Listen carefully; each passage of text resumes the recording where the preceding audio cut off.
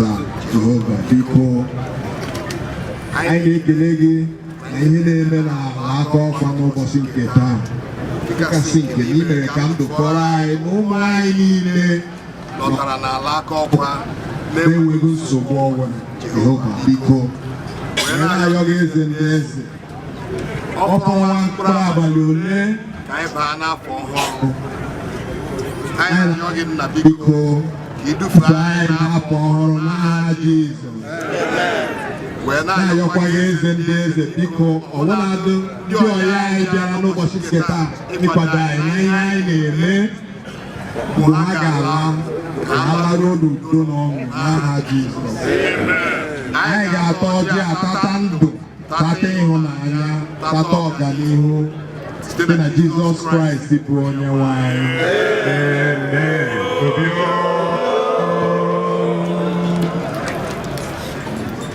Hey, to go to the one is yes. So about the Agba is no bara. So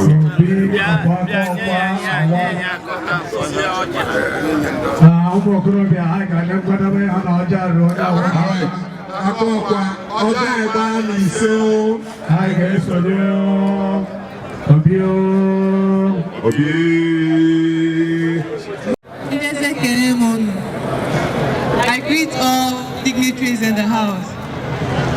Oh, kiri kiri kiri kiri oh!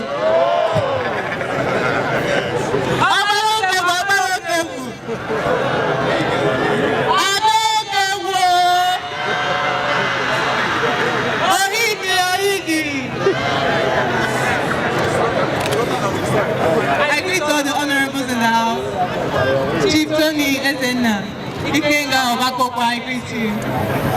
I feel very honored and blessed to be singled out for this award today.